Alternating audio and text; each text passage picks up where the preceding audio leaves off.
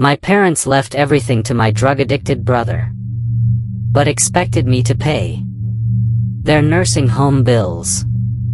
I almost laughed when the nursing home administrator slid that invoice across her desk. 3 months overdue. Almost $29,000. She folded her hands and looked at me like I was supposed to already know this was coming. Mr. Harmon, your parents told us you'd be handling the account going forward. I remember just sitting there in that stiff little office chair, staring at the number until it stopped looking like a number and started looking like a joke somebody was playing on me. $29,000. Because 6 months earlier, my parents had signed every single thing they owned over to my brother. The house, the savings, Dad's pension survivor benefits, even the cabin up on Indian Lake that our grandfather built with his own hands. Every bit of it went to Tyler. The same Tyler who'd been arrested twice for possession. The same Tyler who sold our mom's wedding ring to a pawn shop on East 3rd Street to cover a debt he wouldn't explain. The same Tyler who hadn't held a steady job in years. And somehow, when the bills got real, when the checks needed to start clearing every single month, it wasn't his name on the paperwork. It was mine. I'm sorry, I told her, there's been some kind of misunderstanding.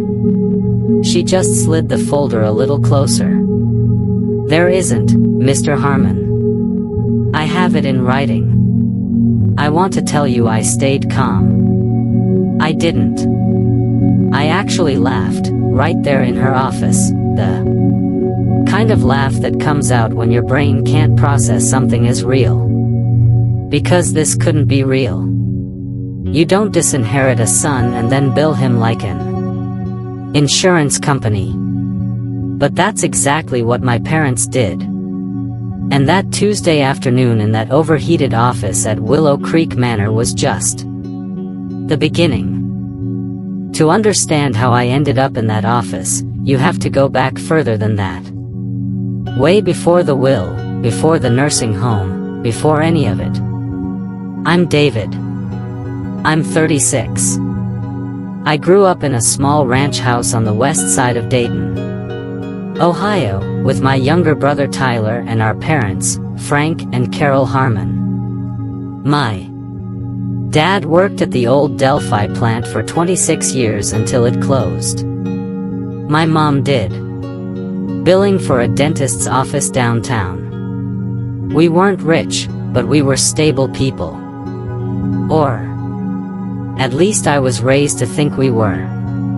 Tyler was 3 years younger than me, and from as far back as I can remember, he got a different set of rules. When I brought home a B in algebra, my dad sat me down for a talk about focus and discipline. When Tyler failed the same class twice, my mom made excuses about his teacher not understanding him. By the time he was 19, Tyler had already totaled one car my parents bought him, and had been let go from 3 separate jobs. By 22, he was using. Nobody said the word out loud for a long time. My mom called it going through a rough patch. My dad called it finding himself. I called it what it was, and got told I was being unsupportive. I paid my own way through Wright State. Worked nights stocking shelves at a grocery store on Wilmington Pike while I finished my business degree. Landed a job as a regional operations manager for an HVAC distribution company, married my college girlfriend Megan, bought a modest 3-bedroom in Kettering, had 2 kids. I did everything the way you're supposed to do it. And the whole time, I helped. When my parents' furnace died a few years back, I paid for the new unit. When my dad needed a root canal and their insurance wouldn't cover it, I wrote the check. When Tyler borrowed $4,000 from their retirement account and there was a scramble to cover it before my dad found out from the bank statement, guess who quietly moved money to fix it? I'm not saying this to brag. I'm saying it so you understand, I was never the problem child. I was the fixer. The steady one. The one who showed up. But that wasn't even the worst part. The worst part was watching my parents keep making excuses for a grown man who was stealing from them, lying to them, and disappearing for weeks at a time, while I got a phone call every time I was 5 minutes late returning theirs. By a couple years ago, Tyler had moved back in with my parents for what was supposed to be just a few months. Those few months turned into 2 years. He wasn't paying rent. He wasn't looking for steady work. What he was doing, I found out later, was slowly working through what was left of my parents' savings, telling them it was for starting something, for getting back on his feet, for a dozen other things. That never actually happened. I brought it up to my dad once, over coffee at a diner on Miller Lane. I told him I was worried Tyler was taking advantage of them. My dad set his mug down hard enough that the coffee sloshed over the side, and he said, "He's my son, David. He needs us right now more than you do. More than me." Like needing something and deserving something were the same word. I didn't say what I was thinking, which was that I needed them too, growing up, and somehow I'd never once gotten that kind of protection. I just paid for breakfast and drove home in silence. Give me a break, right? That's what I kept telling myself. Just let it go. Keep being the bigger person. I want you to remember that phrase. Being the bigger person. Because it's going to come up again. The whole thing came out by accident, which somehow made it worse. In March of last year, I got a call from a woman named Diane Kessler, my parents' estate attorney. She was trying to reach my father to confirm a signature on some paperwork and had apparently dialed the wrong Harmon. She started reading off details before I could stop her, assuming I already knew. I just need Frank to confirm the beneficiary designation transferring the Indian Lake property to Tyler Harmon, along with the investment account and the whole life policy. I remember standing in my garage, phone against my ear, not saying a word for what felt like a full minute. "I'm sorry," I finally said. "This is David. Frank's other son." There was this awful pause on her end, the kind where you can practically hear someone realize they've stepped in something. She apologized, said she couldn't discuss it further, and got off the phone as fast as she could. I sat down right there on the concrete floor of my garage. Everything. The house on Ridgeview. The savings my dad had built up over 3 decades at Delphi. The whole life insurance policy that was supposed to be split evenly, because my mom had told me that herself years ago at Christmas dinner. The cabin at Indian Lake, the one my grandfather built board by board decades ago, the one where I taught my own kids to fish off the dock 2 summers ago. Every bit of it, signed over to Tyler. I called my mom that night. I tried to keep my voice level, tried to give them the benefit of the doubt, because that's what I always did. I asked her straight out if it was true. She didn't even deny it. She just sighed, like I was the one being difficult, and said, "David, honey, you're going to be fine. You have a good job, a good marriage.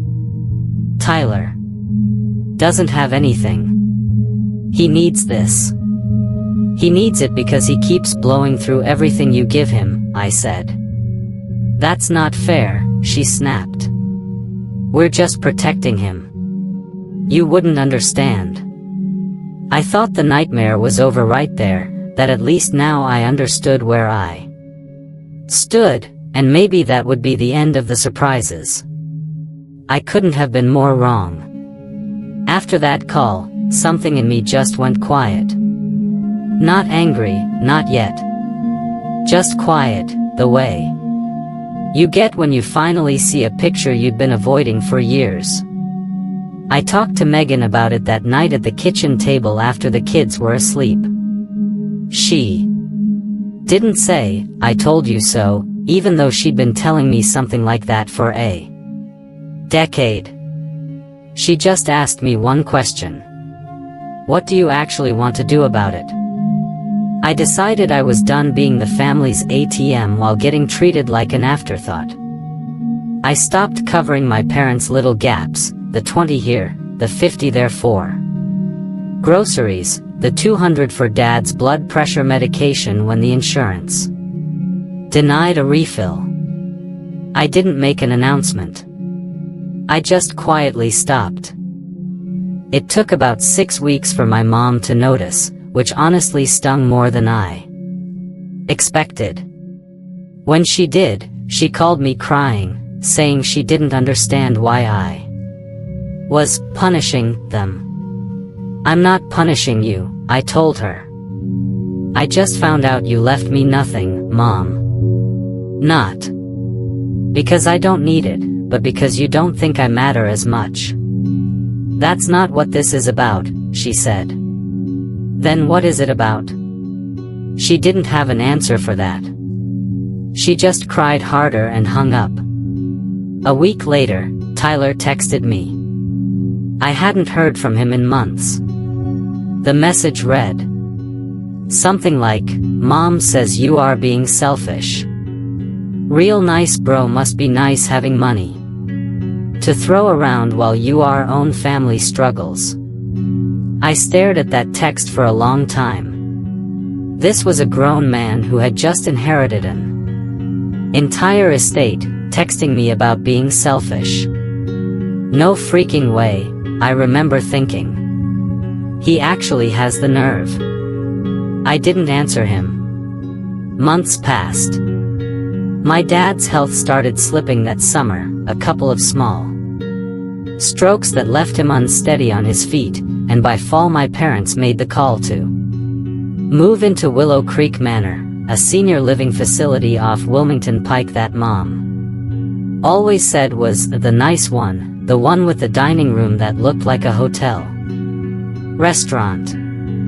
Nobody asked my opinion. Nobody asked me to help pay the entrance fee, which I later learned they covered by liquidating what was left of their non-retirement savings, the same savings that were supposed to have already gone to Tyler on paper, but apparently hadn't fully transferred yet. For a couple of months, everything seemed to run fine. Then came that first overdue notice, which I only found out about because Willow Creek called my cell phone directly, the number my mother had apparently listed as the responsible party on the intake forms without telling me. I hadn't signed anything. I hadn't agreed to anything. But somehow, I was already on the hook. That first call from the billing office, I brushed off as some kind of clerical mix-up. I called my mom to ask about it, and she was strangely calm, almost matter-of-fact. "Oh, honey, we just figured you'd take care of the monthly amount. Your father and I don't have that kind of cash flow anymore." Cash flow. Like this was a business decision and not the fact that they'd handed my inheritance to a man who couldn't hold a job for 6 months. I told her no. Firmly, for maybe the first time in my life. I told her I loved them, but I wasn't paying nursing home bills for parents who cut me out of every asset they had. She hung up on me. 2 days later I got a call from my Aunt Patty, my mom's sister, who I hadn't talked to in probably 3 years. She launched right into it before I even said hello. David, I don't know what's gotten into you, but your parents raised you better than to let them suffer in some facility. I tried to explain the situation, the will, the estate, all of it. She cut me off. That's not the point. Family takes care of family. Funny how that phrase only ever seemed to apply to me. Then something happened I never expected. My cousin Brooke, Aunt Patty's daughter, posted something online, vague enough that she didn't use my name, but specific enough that everyone in the extended family knew exactly who she meant. Something about people forgetting where they came from the second they get a little bit of money. It picked up a string of comments, several from people at our old church, people who used to see me in the pew every Sunday growing up, agreeing with her. I wish that had been the end of it. The following week, my dad's cousin Gary, who I'd maybe spoken 10 words to in my entire adult life, showed up at my office unannounced. My receptionist buzzed me, confused, saying there was a man here who said he was family. I walked out to the lobby and there was Gary, 60-something, red in the face, telling me in front of my coworkers that I was going to answer for turning my back on my own parents in their final years. I asked him to leave. He didn't, not until building security got involved. That's when things got truly insane. Around that same time, I started noticing the looks whenever I mowed the front yard or grabbed the mail. My parents' old neighbor, Mrs. Dalton, who still lived 2 doors down from the house on Ridgeview, apparently ran into my mom at the pharmacy and got an earful about her ungrateful son. Within a week, word had made its way back through the old neighborhood grapevine to my own street, because Mrs. Dalton's sister lived 4 houses down from me in Kettering. I found out about it when a neighbor I barely knew stopped me at the mailbox to ask, in that overly sweet way. People ask things they already think they know the answer to, whether everything was okay with my folks. I just said we were working through some things and went inside. It was a small thing compared to everything else, but it was one more reminder that in my family's version of events, I was always going to be the villain, no matter what actually happened. A few days after that, Willow Creek's billing department, apparently now fed up with the runaround, sent an actual letter, on real letterhead, threatening to involve their collections attorney if the account wasn't brought current within 30 days. My mother had listed me as financially responsible on an intake document I never saw, never signed, and apparently never needed to, according to Ohio law, which, as I'd later learn, doesn't actually require adult children to pay for their parents' care unless they've personally signed an agreement to do so. I didn't know that yet, though. All I knew was that the letter had my name on it, and my hands were shaking when I read it. My mom started calling every single day, sometimes twice a day. Voicemail after voicemail, her voice cracking, telling me how ashamed she was, how she couldn't believe her own son would let his parents get dragged through collections. Never once, in a single one of those messages, did she mention Tyler's name. Never once. Did she say maybe he should be the one covering this, given that he had the house, the cabin, and the life insurance payout sitting in his name? Then Tyler called.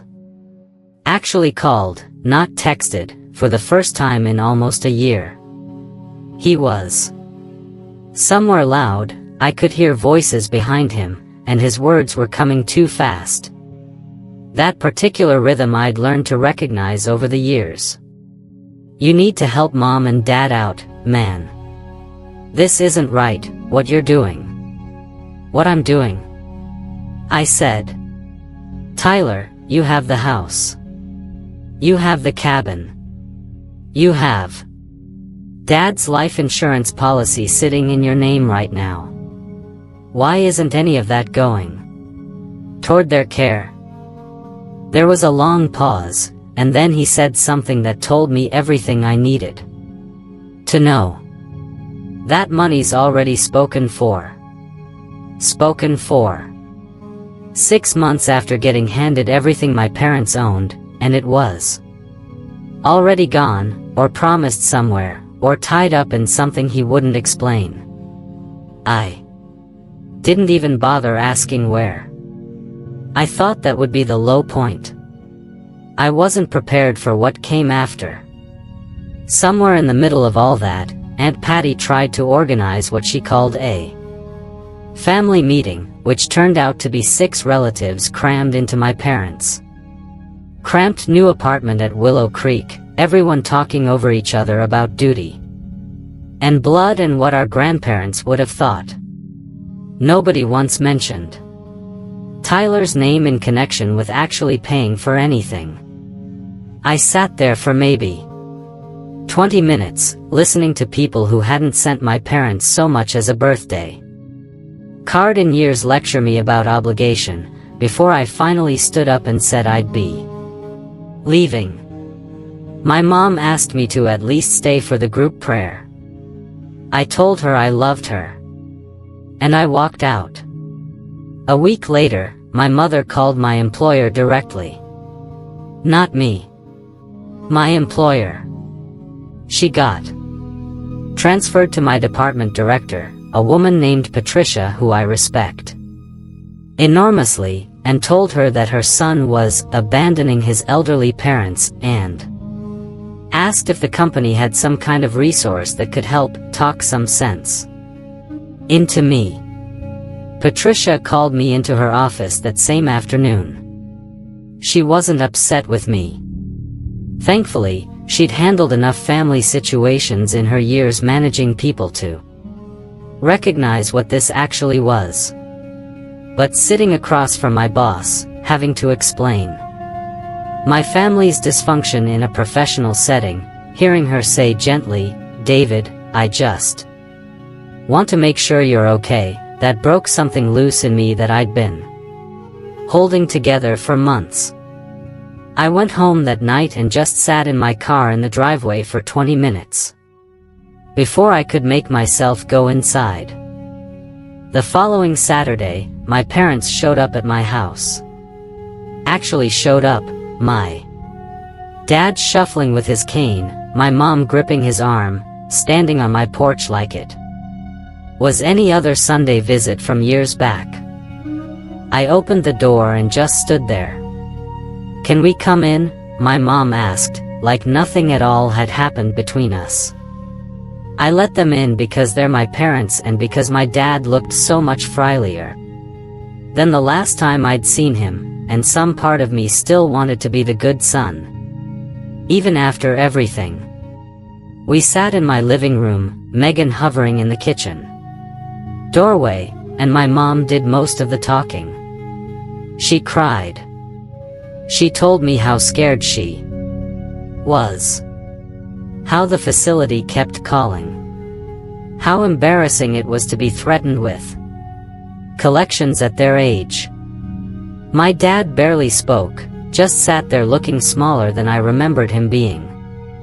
Then my mom said the thing that finally made everything click into place for me. "David, we always knew you'd be the one who'd take care of us. That's just who you Tyler was never going to be able to handle something like that. I sat with that for a second. Let it sink all the way in. So you left him everything, I said slowly, because you knew he couldn't handle responsibility. And you expected me to cover your bills, because you knew I would. No matter what you did to me. My mother didn't answer. She just looked down at her hands. That was the moment I understood the entire logic they'd been operating on my whole life. Tyler got the assets because he was fragile, because he needed protecting. Because love, in my parents' minds, meant giving things to the child who couldn't manage them. And I got the bills because I was strong, because I was reliable. Because apparently love for me looked like being handed responsibility with absolutely nothing attached to it. They hadn't just disinherited me. They'd been planning to use me as the safety net the whole time, the invisible backstop underneath their favoritism, so that Tyler could burn through an entire inheritance and they'd never actually have to face what that meant, because David would always be there to catch the bill. I didn't say anything else that day. I told them I needed time to think, and I walked them back out to my dad's old sedan, my mom still crying, my dad quiet the entire time. That night, I couldn't sleep. I kept replaying every year of my life through this new lens, every time I'd covered a bill, every time I'd been told to be the bigger person. Every excuse made for Tyler while I got measured against a standard nobody else in the family had to meet. 36 years of being the responsible one, and it turned out responsibility was never something they respected. It was something they'd been quietly counting on to bail out their bad decisions. I called a lawyer of my own that Monday morning, a guy named Marcus who'd handled a property dispute for a friend of mine a few years back. I laid the whole thing out, the intake form with my name on it that I never signed, the calls, the letters. He was straightforward with me. Ohio doesn't have a filial responsibility law that would force me to pay for my parents' long-term care, not the way a few other states do. Without my signature on an actual agreement, Willow Creek had no legal claim against me personally. My mother listing me as a contact hadn't created any binding obligation at all. I remember hanging up that call and just sitting there in my office feeling something I hadn't felt in months. Not relief, exactly. More like solid ground under my feet for the first time in a long while. I wasn't angry anymore, not the hot kind of angry I'd been carrying around. I was just done. Enough was enough. For the first time since that phone call from Diane Kessler back in March, I let myself actually grieve the whole thing instead of just reacting to it. Not the money, not really.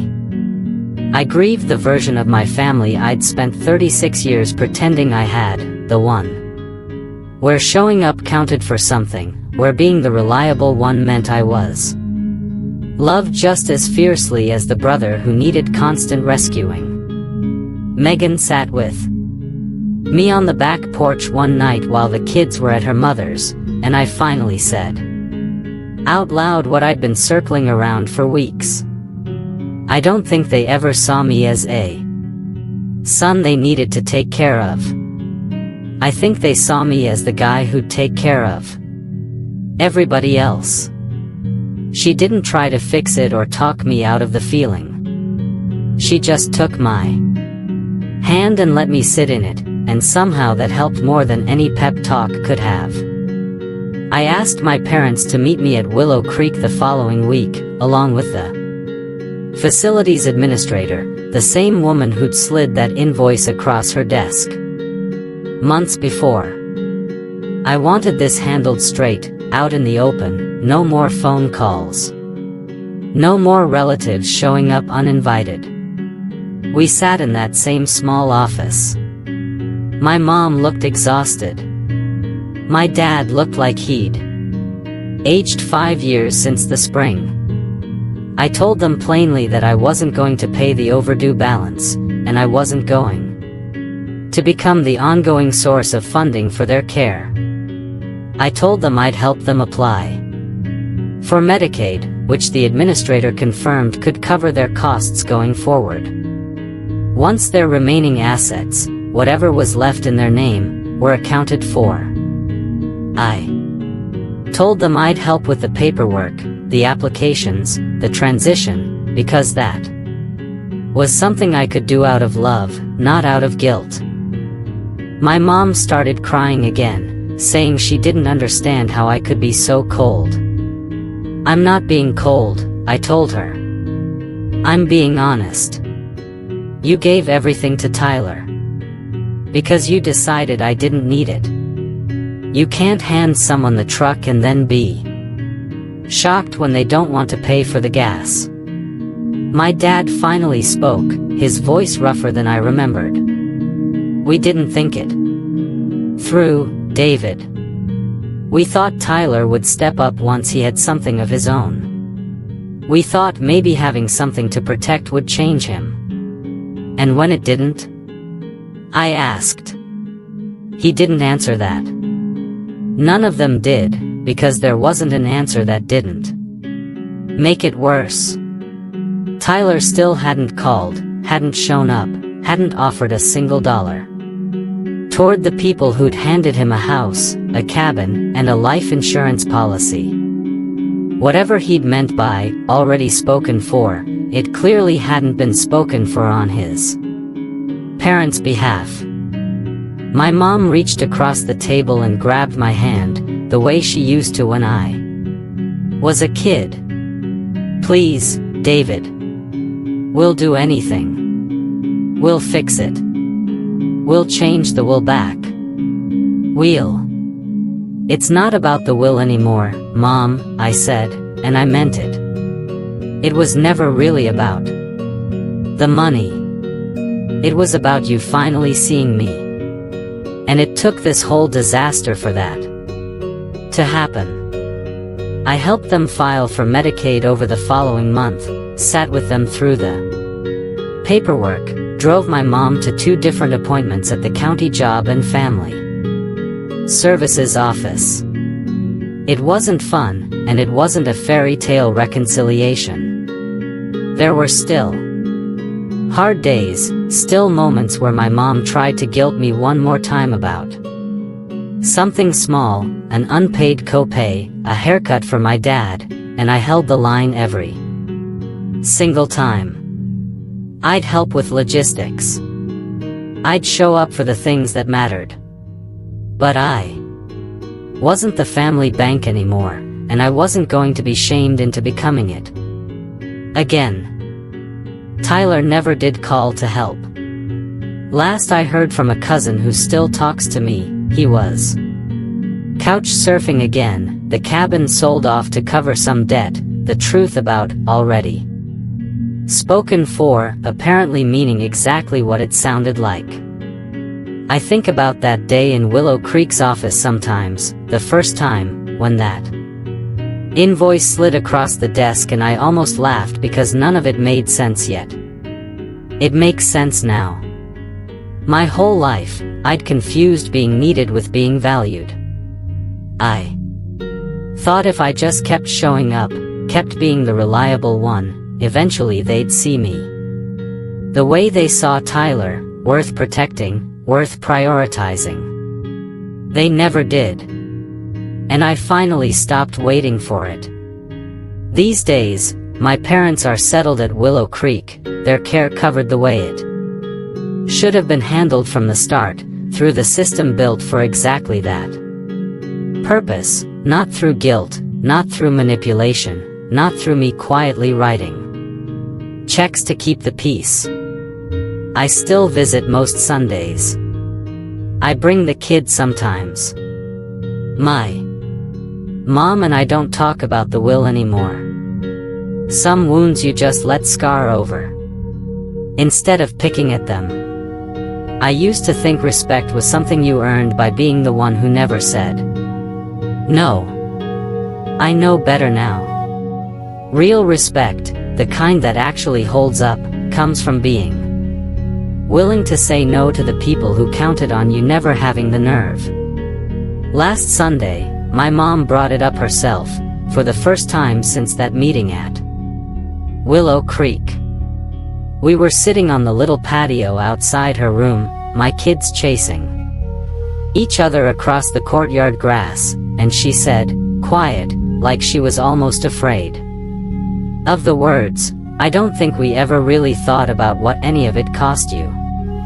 Not just the money. All of it. I didn't have some big speech ready for that. I just told her I appreciated her saying it, and I meant it. It didn't undo anything. It didn't buy back the cabin or the years of being the afterthought. But it was honest. Maybe the most honest thing either of them had said to me in a decade, and these days I've learned to take honesty wherever I can get it. I finally did what I should have done a long time ago. And for the first time in longer than I can remember, I feel like I can breathe.